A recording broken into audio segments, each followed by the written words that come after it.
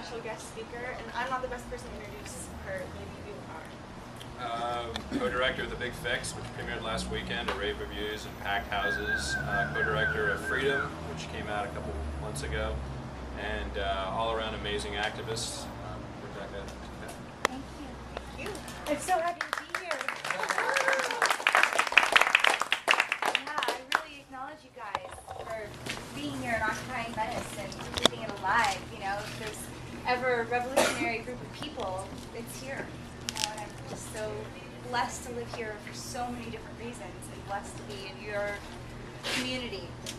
I'm actually quite shaken right now. I just hung up the phone from a call with a toxicologist from New Orleans who not only validated and confirmed that everything that we've been saying in the movie is correct, but that I am not going to be able to have kids for a while.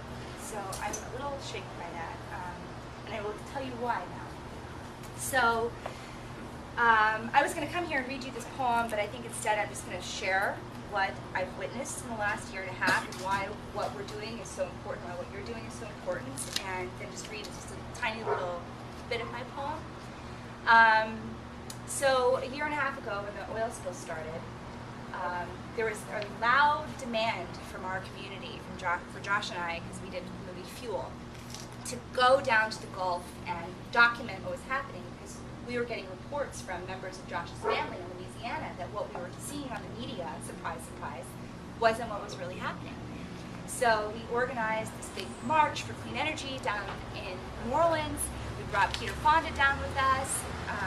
We brought activist and singer Jason Mraz and activist Amy Smart, who were all passionate about environmental issues. They came down to the Gulf and we did this big march for clean energy. And then we went down to the water, and what we saw was shocking, because on the news we were being told that the oil was going away, that it was gone. And Obama was on television telling us that the beach was safe, the oil was gone, the fish are fine to eat.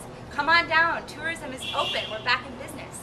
And what we found was about this much sand that had been imported from Florida covering about this much oil just beneath the surface. So literally, not just in the media were they covering it up, but they were literally covering up the oil with sand. And then what they were doing was they were coming around with planes, with boats, with these machines, and they were spraying it with what's called Corexit, which many of you, I'm sure, follow this story, but Corexit is a chemical dispersant that disperses, just like it sounds, the oil into the water, into the atmosphere.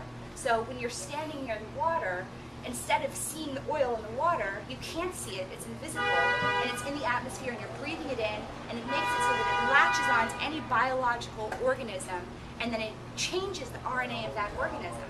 So just by me being down there, even though we were wearing gas masks, and they were yelling at us, stop wearing the gas masks, take the gas masks off, you're going to scare people, Josh insisted that we keep the gas masks on. I ended up getting a rash on my chest that didn't seem to go away. And then I started urinating blood. And then I started getting really sick. And I've had 13 upper respiratory infections in the last year and a half, and chemical pneumonia.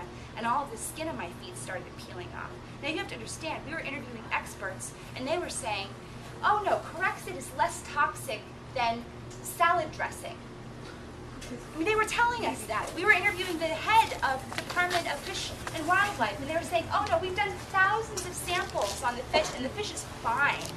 We went to the area where they were fishing, that they had opened. There was oil everywhere.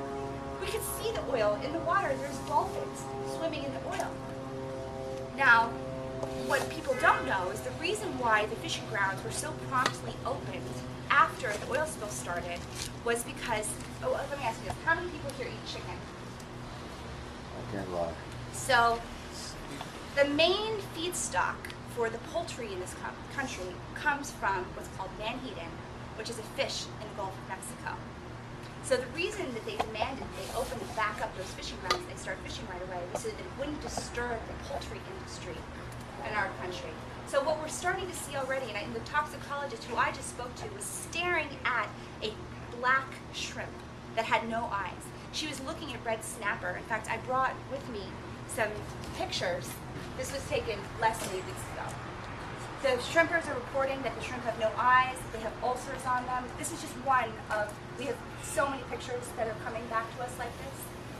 And then not only that, not only is the fish toxic, but we started hearing reports that the reason that they're still spraying dispersant. Now, after they swore that they'd stopped spraying it over a year ago, why would they still be spraying dispersant a year and a half after the oil spill stopped? We'll get back to that one. Let's come back to that one. Let's show me the one of the oil.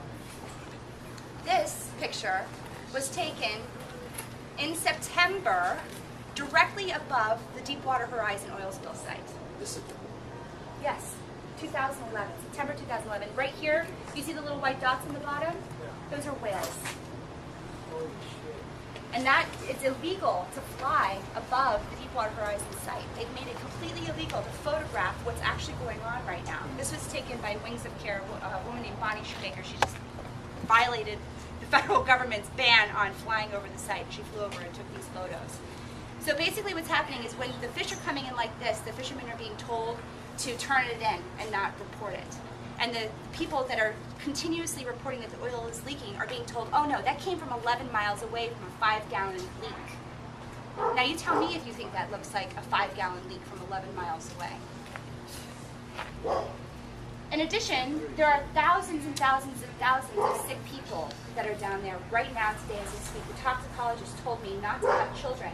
A, because the ones that are being born with malformed, like the same kind of things that you saw with the babies that were exposed to Agent Orange back during Vietnam. The same thing is happening now with all the women that are able to actually have kids. The other women are just having miscarriages. So I was down there for 4 months, nonstop, getting sprayed by this shit.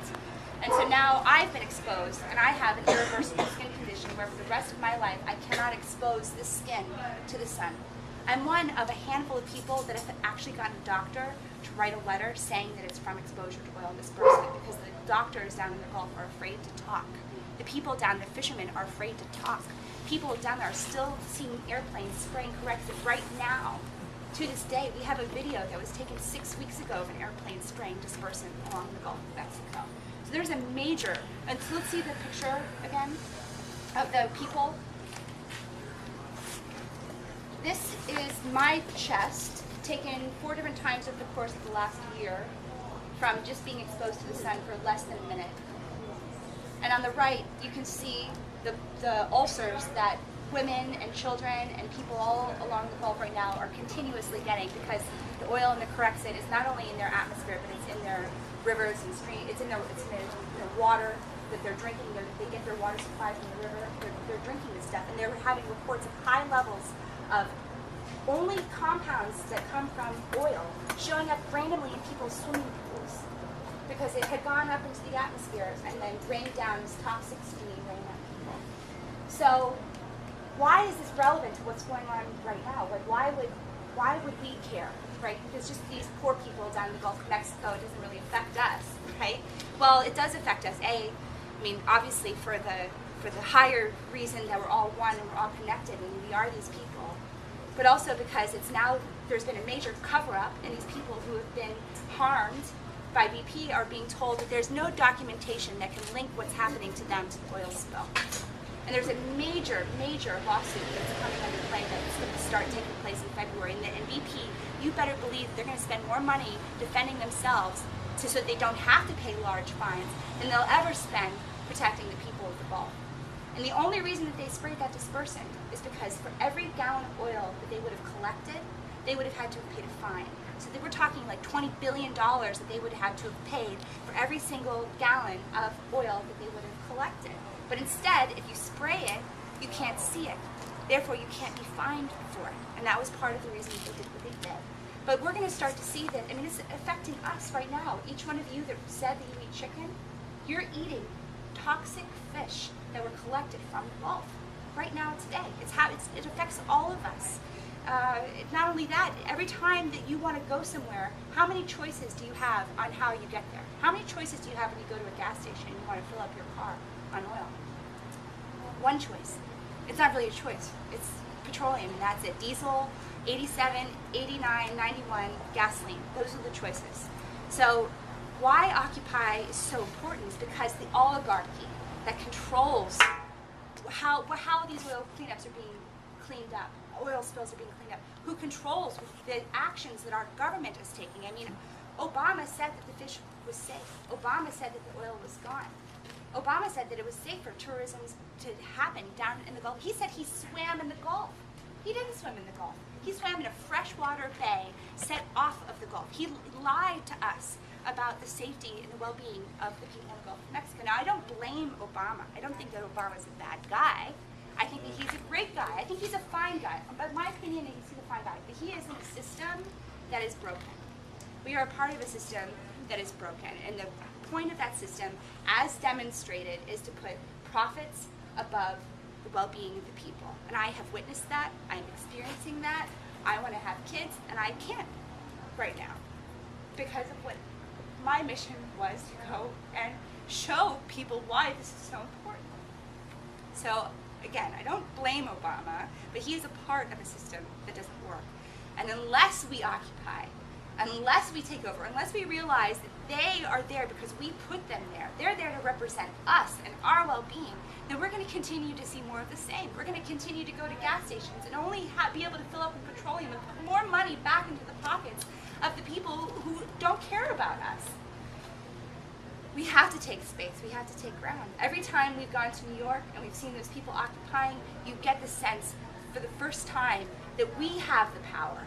When I went to Chicago and I saw those people occupying, I got that we have the power, that this doesn't have to continue to happen. And it can have, right here in Los Angeles, I went to the LA Occupy, and the motion that was passed is that we were all going to hold hands and love on one another. And I was like, great!